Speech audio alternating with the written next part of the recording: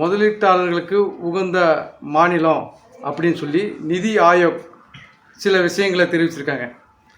முதலீட்டாளர்களை கவர்வதில் பார்த்திங்கன்னா குஜராத் மாநிலம் முதல் இடத்தை பிடிச்சிருக்குது. அதுக்கப்புறம் மகாராஷ்டிரா மாநிலம் ரெண்டாவது இடத்தை பிடிச்சிருக்குது. மூணாவது இடமாக தமிழ்நாடு வந்திருக்குது. அதை பற்றி தினகரன் பத்திரிகை செய்தி ஒரு 19ஆம் தேதி ஒரு செய்தி போட்டிருக்காங்க. என்ன போட்டிருக்காங்க? இப்போ முதல் இடத்துல குஜராத் வந்திருக்குது, ரெண்டாவது இடத்துல மகாராஷ்டிரா வந்திருக்குது, மூணாவது இடத்துல தமிழ்நாடு வந்திருக்குது. ஆனால் தமிழ்நாடு அப்படி வந்திருந்தா கூட முதல் இடம் குஜராத்து, மகாராஷ்டிரா இந்த மாநிலங்கள்லாம் பாஜக ஆளக்கூடிய மாநிலங்கள். அவங்களுக்கு ஒன்றிய அரசு தாராளமாக நிதி உதவி செய்யுது. ஆனால் திராவிட மாடல் என்று சொல்லக்கூடிய இந்த அரசாங்கம், அதாவது திமுக ஆட்சி காலத்தில் இருந்த அரசாங்கம், ஏன்னா தாவேக ஆட்சி 2 மாதம்தான் ஆகுது. அப்போ அதுக்குள்ளேயே இவங்களால் அந்த இடத்துக்கு கொண்டு வர முடியுமானா அப்படி முடியாது. இப்போ கடந்த 5 ஆண்டு கால ஆட்சியில் திமுகவினுடைய ஸ்டாலின் தலைமையில் ஆட்சியில் தான் இது அவங்க போட்ட விதை தான் இந்த 3வது இடத்துக்கு வந்திருக்குது அப்படின்னு சொல்லி பத்திரிக்கை எழுதுகிறாங்க. இப்போ அந்த பத்திரிக்கையில் என்ன சொல்ல வராங்கன்னா, இப்படி அந்த மாநிலங்களுக்கு கொடுத்த மாதிரி நிதி நமக்கு தரல, நிதி தராத நிதி நெருக்கடியிலையும் இப்படியெல்லாம் முதலீட்டாளர்களை நாங்கள் ஈர்த்து வந்திருக்கோம். அப்போ அது மட்டும் இல்லாமல் இப்போ இருக்கக்கூடிய தாவேக அரசு ஆட்சியில் முதலீட்டாளர்கள் எல்லாம் ஆந்திராவுக்கு போயிடுறாங்க.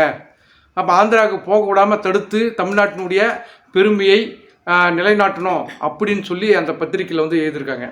இது மக்கள் விரும்புவதாக சொல்கிறாங்க. இப்போ மக்கள் முதலாளிகள் தொழில் தொடங்கணும் அப்படின்னு யாரும் எதிர்க்கலை.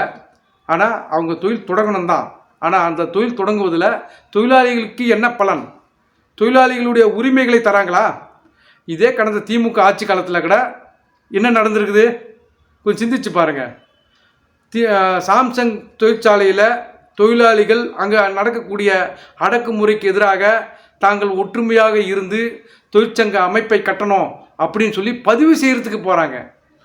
பதிவு செய்கிறதுக்கு போகும்போது அந்த பதிவு செய்ய விடாமல் தடுக்கின்ற வேலையை தொழிலாளர் துறை அதிகாரிகள் முதற்கொண்டு திமுக அரசு வரைக்கும் எல்லாமே முட்டுக்கட்டை போட்டு நிற்கிறாங்க.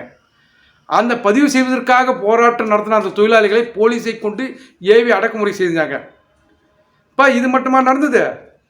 8 மணி நேர வேலையை 12 மணி நேரமாக மு.க. ஸ்டாலின் அரசு அறிவித்தது.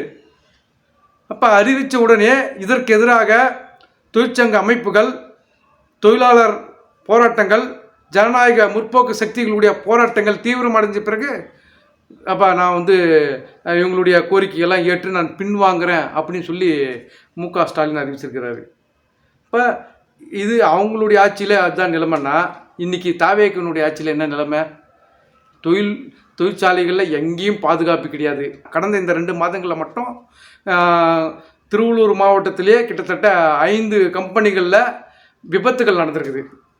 குறிப்பாக ஜூன் மாதத்தில் கன்னிகை பேரூர், அதாவது பெரியபாளையம் பக்கத்தில் இருக்கக்கூடிய கன்னிகை பேரூர் என்ற கிராமத்தில் செயின்ட் பால் கடல் உணவக உற்பத்தி நிறுவனத்தில் அமோனியா வாயு கசிஞ்சு கிட்டத்தட்ட 18 தொழிலாளிகள், இளம் பெண் தொழிலாளிகள் பலியாயிருக்காங்க.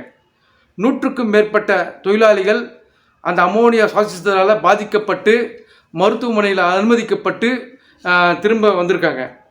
அப்போ அப்படி வந்திருந்தாலும் அவங்களுடைய நிலைமை இன்றைக்கி என்ன? அதனுடைய அமோனியா வாயுவினுடைய பாதிப்பு காலங்காலமாக இருக்கும். அது பக்க விளைவுகளை ஏற்படுத்தும். அமோனியா வாயு சுவாசித்ததால் அதனால் ஏற்படக்கூடிய பக்க விளைவுகள் அவங்களுடைய எதிர்காலத்தில் பல்வேறு விதமான நோய்களை உண்டாக்கும், நுரையீரலை பாதிக்கும். இப்படியெல்லாம் மருத்துவர்கள் எச்சரிச்சிருக்காங்க.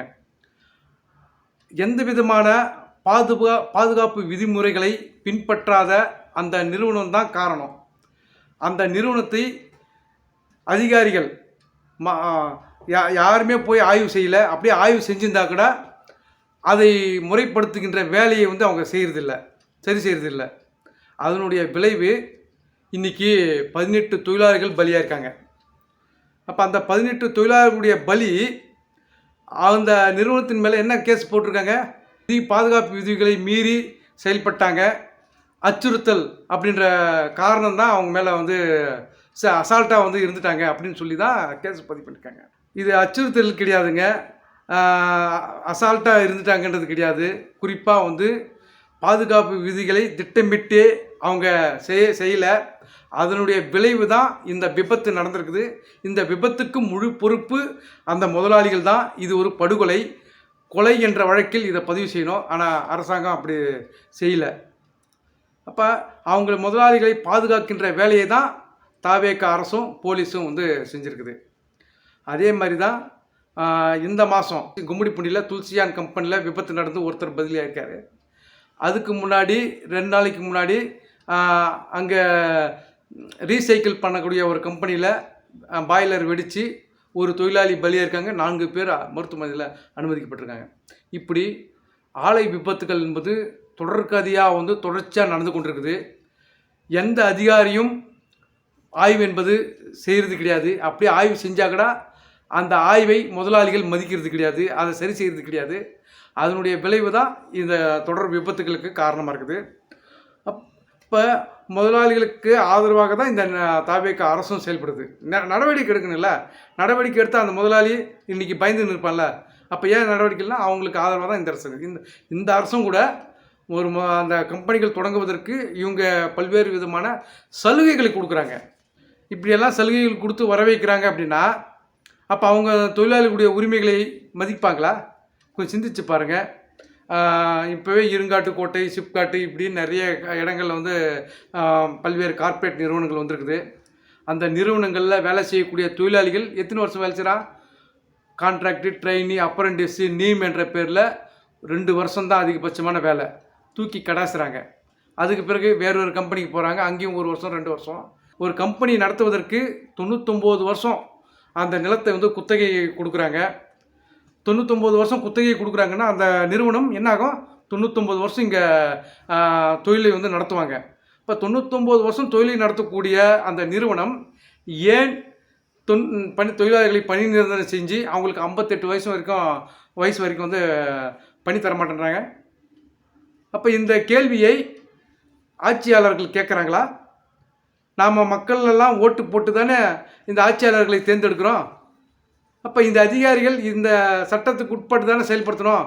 அப்போ சட்டத்துக்கு உட்பட்டு செயல்படாத நிறுவனங்களை ஏன் கேள்வி கேட்க மாட்டேறாங்க? இப்போ அவங்களுக்கு ஆதரவாக செயல்பட்டு தொழிலாளிகளுடைய உரிமைகளை நச்சுக்கிறாங்க. சரி, தொழிலாளிக்கு இப்படி பண்ணுறிய, அப்போ தொழிலாளி 2 வருஷம்தான் ஒரு கம்பெனியில் வேலை செய்யணும் அப்படின்னா அதே மாதிரி அதிகாரிகளும் நீங்களும் வந்து 2 வருஷத்துக்கு மேலே அந்த அதிகாரி பதவியில் இருக்கக்கூடாது, வேலையை விட்டு போங்க. ஆட்சியாளர்கள் முதல்வராக இருக்கிற விஜயும் 2 வருஷத்துக்கு மேலே இருக்கக்கூடாது. எம்எல்ஏ பதவியும் 2 வருஷத்துக்கு மேலே இருக்கக்கூடாது. அதுக்கப்புறம் நீங்கள் அந்த எம்எல்ஏ பதவிக்கு நிற்கக்கூடாது. இப்படி ஒரு சட்டம் கொண்டு வந்தால் இதை ஏற்றுப்பீங்களா? நடைமுறைப்படுத்துவீங்களா?